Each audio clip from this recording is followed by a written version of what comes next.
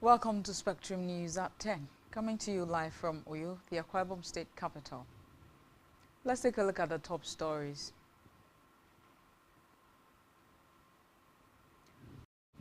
President Tinubu orders regulatory watch monitoring of digital currencies. Federal government reiterates commitment to fight gender-based violence. Plus, President Macron names Sébastien Lecornu as new French Prime Minister. Stay tuned for details of the stories and more in just a moment.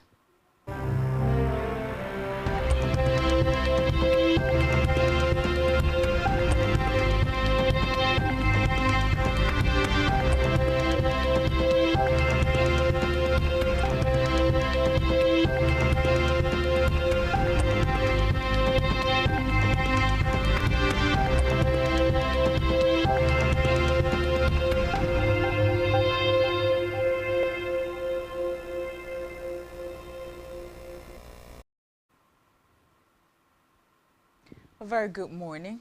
Glad to have you join us on the news at 10.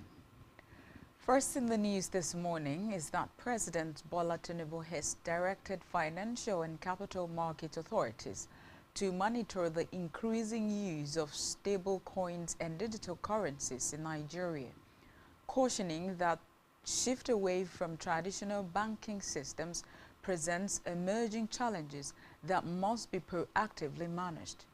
Speaking at the 18th Annual Banking and Finance Conference of the Chartered Institute of Bankers of Nigeria in Abuja, Tinubu, who was represented by the Minister of Finance and Coordinating Minister of the Economy, Wale Edun, acknowledged the global financial system's rapid transformation. The President stressed the critical role of digital tools, artificial intelligence, and open banking in driving industrialization, improving efficiency, and creating jobs. He noted that while Nigeria's GDP is growing, the industrial contribution from manufacturing has not reached the level required to generate enough jobs for the nation's expanding workforce.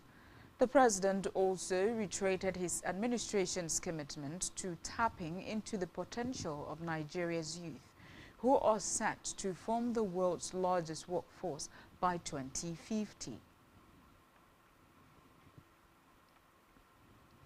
Meanwhile, President Bola Tinubu has reaffirmed his administration's commitment to overhauling Nigeria's health sector, stressing the urgent need to address persistent power supply challenges in the country's medical institutions. Speaking through the Secretary to the Government of the Federation, Senator George Akume, at the National Stakeholders Dialogue on Power in the Health Sector held in Abuja, Tinubu stressed that no Nigerian should die due to power interruptions in healthcare facilities. According to the statement, the President described the situation as unacceptable and pledged that his government would prioritize sustainable energy solutions for health facilities nationwide. The President explained that efforts to improve the energy situation in healthcare are part of a broader national strategy under the Renewed Hope agenda, which seeks to decentralize energy solutions and foster private sector involvement. He reassured private investors of a conducive environment for business in the health, energy, and infrastructure sectors. Tinubu said the government is ready to collaborate with credible partners, particularly in renewable and hybrid energy systems. Away from that, the federal government, through the Minister of Women Affairs and Social Development, Suleiman Ibrahim, has reiterated its commitment to the fight against gender-based violence and other forms of discrimination against women. Suleiman Ibrahim lamented that 31% of Nigerian women aged 15 to 49 have experienced physical violence and over 28% have suffered sexual violence at least once in their lifetime.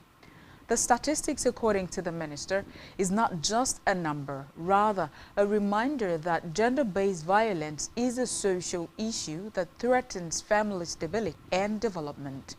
she harped on urgency and commitment, stressing that President Bola Tinubu, under the Renewed Hope agenda, has embedded policies through its Renewed Hope social impact intervention programs to restore dignity, expand opportunities, strengthen families, and ensuring that no woman, child, or vulnerable person is left behind. In the meantime, the federal government has dismissed concerns over the imposition of a 5% surcharge on fuel, assuring Nigerians that no such measure is currently under consideration. Addressing journalists on the development in Abuja, the Minister of Finance and Coordinating Minister of the Economy, Wale Edun, said the government is fully aware of the economic challenges citizens are facing and will not take decisions that would further increase the burden. The minister explained that the inclusion of the surcharge in the recently enacted Nigeria Tax Administration Act does not translate into an automatic introduction of new levies. According to him, a formal process must be followed before such a measure can take effect. He stressed that the enactment of the Nigeria Tax Administration Act in June marked a milestone in Nigeria's tax reform journey, but insisted that this did not mean citizens would wake up in January 2025 to new taxes. Edun described the legislation as Nigeria's most comprehensive tax reform in decades, noting that it consolidates multiple tax laws into a single framework, eliminates overlapping taxes and charges, and simplifies compliance for individuals and businesses. According to him, the reforms are designed to strengthen tax governance, block revenue leakages, and improve efficiency rather than introduce new charges. From the Green Chambers, the House of Representatives Committee on Land Transport has given the Minister of Transportation said Alkali 48 hours ultimatum to appear before the House to explain circumstances surrounding the recent derailment of a Kaduna-bound train with about 618 passengers on board. The committee frowned at the absence of the minister at the investigative hearing of the derailment of the train. Chairman of the committee, Blessing Onu, said the committee is surprised that the minister chose to turn his back on the parliament at a time Nigerians needed him most.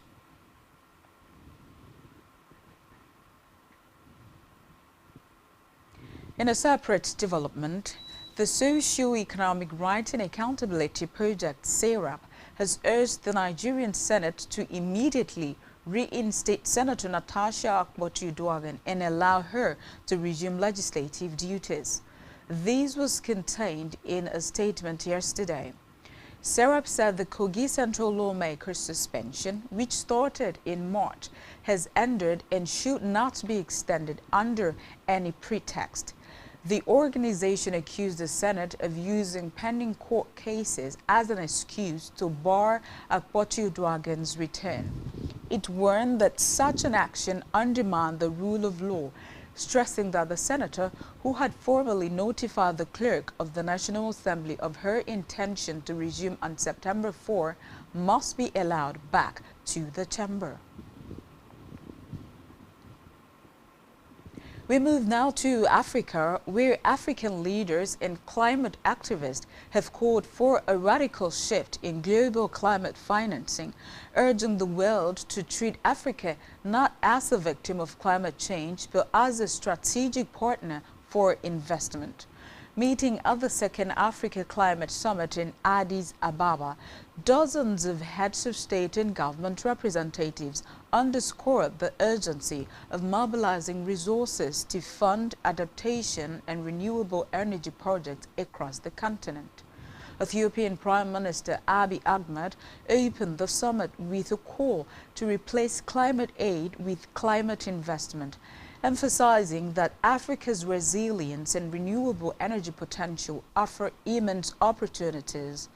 The summit comes against the backdrop of worsening climate disasters in Africa, droughts, floods, and food insecurity that have hit communities, especially vulnerable communities. Meanwhile, Ethiopia has inaugurated Africa's largest hydroelectric dam, a $5 billion mega project expected to more than double the nation's power supply. The Grand Renaissance Dam, built on a Nile tributary near the Sudanese border, will generate over 5,000 megawatts, powering homes, businesses, and even the country's growing fleet of electric vehicles. Prime Minister Abiy Ahmed hailed the launch as a big achievement, saying the dam shows what Africans can accomplish. Leaders from across the continent lauded the achievement, with South Sudan and Kenya announcing plans to import Ethiopian power.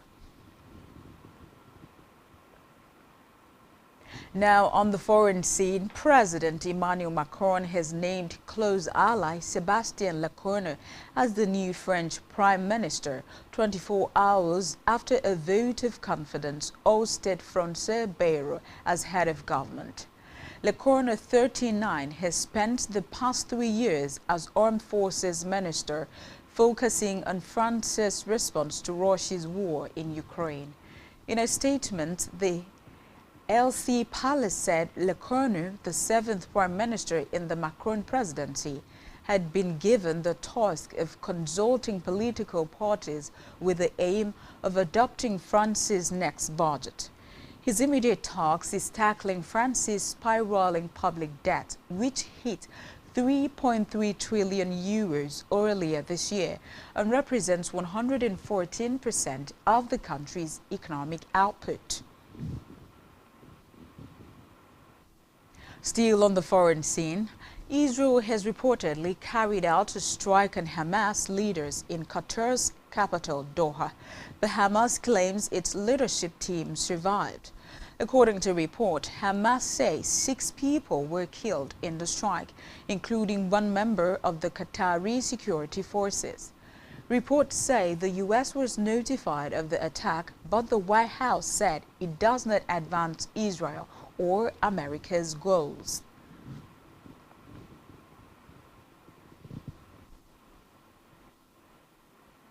Still to come in the news. Super Eagles head coach Chell says team will keep fighting despite Bafana draw. Stay tuned for details of these stories and more in a jiffy.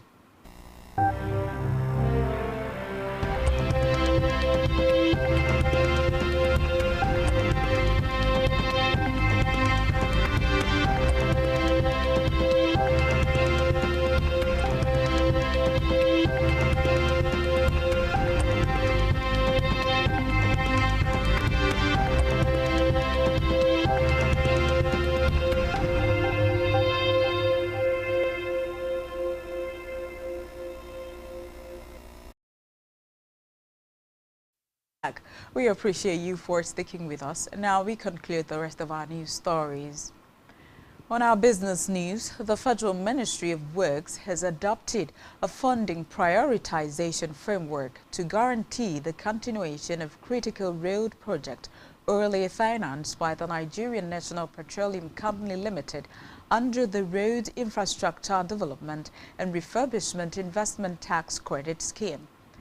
The Minister of Works, David Umahi, disclosed this during an inspection tour of the dualization of the East-West Road, Section 3A from Elema Junction to Onne Junction in Rivers State. Umahi explained that the move aligns with President Bola Tinubu's directive that all inherited NNPCL-funded projects must continue without interruption. According to Umahi, the ministry has compiled all projects inherited from NNPCL and submitted them to the President. He stressed that those along national economic corridors, such as the Eleme-Onne Road, would receive top priority. Still talking business, the Nigeria Union of Petroleum and Natural Gas Workers (NUPENG) has suspended its strike following an agreement with the management of Dangote Refinery to recognize workers' rights to unionize.